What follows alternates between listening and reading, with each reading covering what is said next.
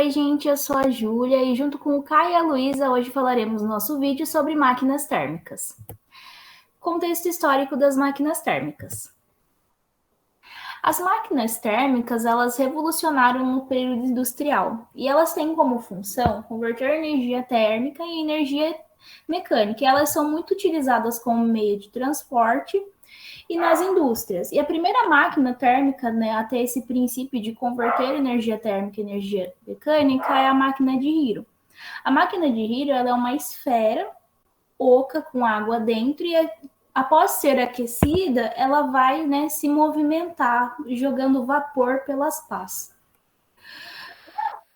Em 1698, Thomas Saver ele criou a primeira utilidade, né, prática utilizada para retirar água das minas. E posteriormente, em 1712, Thomas Newcomen ele aperfeiçoou essa máquina e passou a ser utilizada também para elevar as cargas. Posteriormente, né, o que impulsionou, né, as máquinas térmicas mesmo foi James Watt, que criou uma máquina que possui uma eficiência muito alta. E ela passou a ser utilizada em grande escala nas indústrias. Em 1804, né, as máquinas a vapor, elas passaram a ser utilizadas para locomoção. E Richard, ele criou, né, uma locomotiva que era capaz de transportar 450 pessoas. E depois vem o Nicolas Carnot, né, que idealizou a máquina térmica teórica de rendimento máximo. Bom, lá por volta de 1824, né, acreditava-se que as máquinas térmicas construídas poderiam submeter-se a um funcionamento perfeito. Ou seja, ela pensava-se, né, que elas podiam atingir um rendimento 100% ou algo muito próximo desse valor. E o engenheiro Sadi Carnot, ele foi responsável na época de fazer demonstrações nas quais era impossível obter 100% de rendimento. Por isso ele propôs a máquina térmica teórica, ou seja, ideal. E depois, né, vem o Carl Benz com o primeiro automóvel. Bom, então agora iremos tratar um pouco a respeito de como funcionam as máquinas térmicas e o ciclo de Carnot. Bom, primeiro, vamos ver aqui como é que funciona uma máquina térmica na prática, né? De modo geral, como a professora Júlia falou, as máquinas térmicas costumam converter energia térmica em energia mecânica, energia de movimento.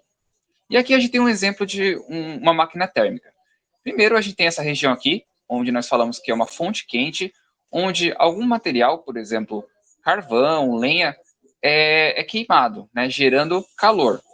Esse calor é passado por esse reservatório aqui, onde temos água, né, onde acaba acontecendo a evaporação da água. Essa água evaporada, né, ela passa por esse caminho, onde ela entra nessa região aqui, onde tem um pistão. O vapor da água consegue empurrar esse pistão, né, e fazendo isso, o pistão consegue movimentar, né, algum tipo de equipamento, coisa do tipo, que nem no caso esta roda aqui, fazendo com que haja transferência de energia térmica em energia mecânica. Em seguida, esse vapor é liberado, fazendo com que o pistão volte para sua posição inicial, e o vapor ele passa por uma região onde chamamos de condensador, onde existe uma fonte fria, que de modo geral, geralmente é água, né? Essa água resfria o vapor, fazendo com que faça a água voltar a seu estado líquido, né? E retorne para a sua região original, né? Fazendo com que a água ela sofra um ciclo, né? Ou seja, aqui a gente tem um ciclo de uma máquina térmica. Bom, as máquinas térmicas, quando elas eram construídas, sempre buscou-se ter um máximo rendimento delas, né? Entretanto, com o tempo, percebeu-se que era impossível ter uma eficiência máxima, né? Ter um rendimento ali máximo de 100% de uma máquina térmica. Visto que nem toda a energia que era fornecida a uma máquina térmica era convertida em trabalho, certo? Muita energia acabava sendo perdida. Inclusive, para um ciclo térmico funcionar, é necessário uma perca de energia. Entretanto, Sadi Carnot conseguiu matematicamente, né, criar uma máquina ideal que tivesse o máximo rendimento possível para uma máquina térmica. E as máquinas que seriam feitas na prática, né, máquinas reais, elas não conseguiriam ultrapassar o rendimento da máquina de Carnot. A máquina de Carnot seguia o que a gente chama de ciclo de Carnot. O ciclo de Carnot, ele segue os seguintes passos. Na etapa 1, o que acontece é o seguinte: a gente tem que o nosso gás, nosso fluido aqui dentro, né, ele recebe calor. E com isso, ele sofre uma expansão isotérmica, ou seja, a temperatura ela permanece a mesma, o que ocorre então é o aumento do seu volume, né, expandindo o gás, empurrando esse êmbolo que temos aqui. O segundo passo é uma expansão adiabática, onde o gás continua expandindo, né, aumentando seu volume, entretanto não há perca de energia para o ambiente. O terceiro passo seria uma compressão isotérmica, ou seja, o gás seria comprimido a uma temperatura constante, fazendo uma redução de seu volume. E por fim, nós temos uma compressão adiabática, onde o gás ele continua sendo comprimido, mas não existe perca de calor para o ambiente. Dessa forma, a gente tem então um máximo rendimento de uma máquina térmica. E as máquinas que foram construídas posteriormente foram sempre construídas pensando em tentar seguir esse ciclo, né, o mais próximo possível de uma máquina de Carnot. Abrindo então aqui a nossa simulação de formas de energia e transformações, né, eu vou ter alguns materiais aqui e eu vou estar ativando o símbolo de energia e vou sincronizar também os aquecedores. Quando eu estou introduzindo aqui, né, o calor, eu estou introduzindo energia térmica, né, nesse sistema aberto. E quando eu resfrio, eu estou roubando essa energia térmica. E só para a gente comparar, né, utilizando ferro, quando eu introduzo energia, só vou colocar o termômetro aqui para vocês verem. Eu tenho que a condutibilidade do ferro vai ser maior que a da água. Então, ele vai aquecer mais rápido e também vai esfriar mais rápido. Abrindo aqui a nossa outra simulação, eu já deixei pronto. Aqui eu tenho uma legenda, né, que vai mostrar, né, qual tipo de energia que está sendo convertida. E quando eu introduzo aqui calor, né, quando eu ligo a minha fonte de calor, eu tenho aqui a minha água vai começar a vaporizar e esse vapor vai fazer com que faça esse sistema, né, girar, né, faz as pás girar. E eu tenho uma conversão de energia térmica em energia mecânica, e depois de energia mecânica em energia elétrica, e depois de energia elétrica em energia mecânica, fazendo girar o ventilador. Então, pessoal, indo para o terceiro tópico, a gente vai falar do rendimento das máquinas térmicas. Primeiro, vamos começar, então, vendo o que é o rendimento. O rendimento ele é caracterizado pela relação entre a energia utilizada, e essa energia utilizada nada mais é do que o trabalho, e a energia fornecida para um sistema. E de que forma, né, esse rendimento ocorre? Como ele ocorre? A gente vai ter uma quantidade de calor sendo fornecido, e essa quantidade de calor que entra nesse sistema, ele vai ser convertido em trabalho. Assim como nas máquinas térmicas mencionadas anteriormente pelo professor Caio e pela professora Júlia. É importante ressaltar que o rendimento, né, quando a gente calcular ele vai ser adimensional. Isso significa que ele não tem uma unidade de medida específica. E um outro ponto interessante sobre o rendimento é que ele tem muita relação com a eficiência. Isso significa que quanto maior o rendimento, mais eficiente será a máquina térmica. O rendimento também, ele vai ser muito eficiente, terá um rendimento muito alto quando essa quantidade de calor fornecido, ela for convertida no máximo de trabalho possível, ou seja, eu vou ter que ter esse calor sendo fornecido, né, o mínimo possível, a menor energia sendo gasta, e o máximo de trabalho obtido para que meu rendimento seja legal e, portanto, a minha máquina seja eficiente.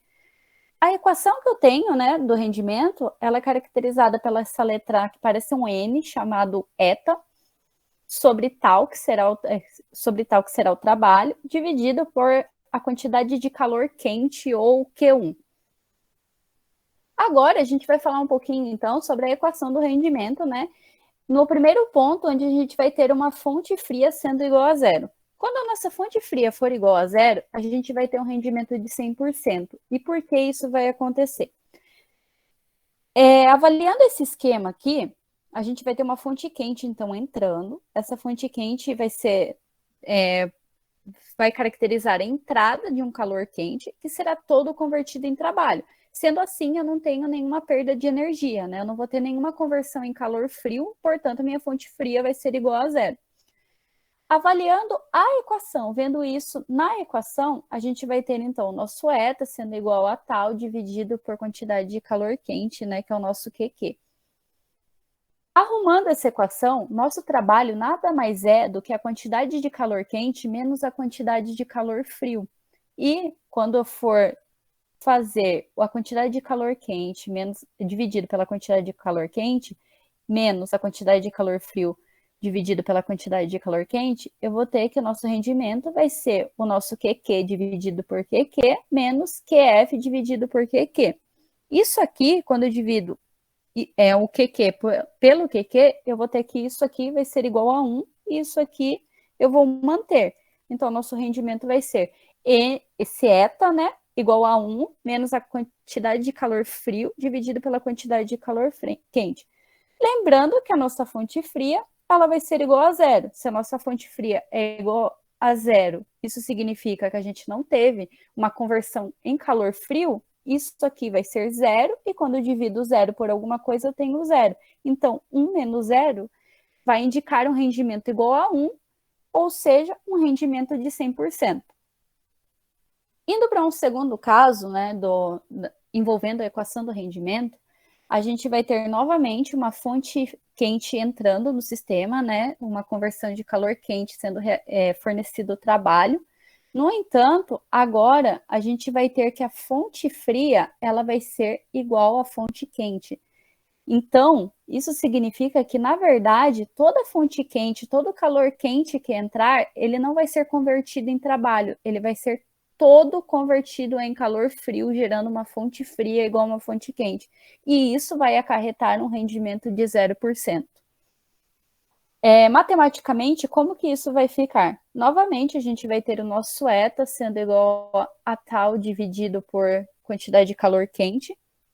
Lembrando que o nosso trabalho vai ser quantidade de calor quente menos quantidade de calor frio. E é válido ressaltar que eles estão entre essas duas barrinhas, porque isso aqui é o módulo. Se é módulo, eu estou considerando valores positivos.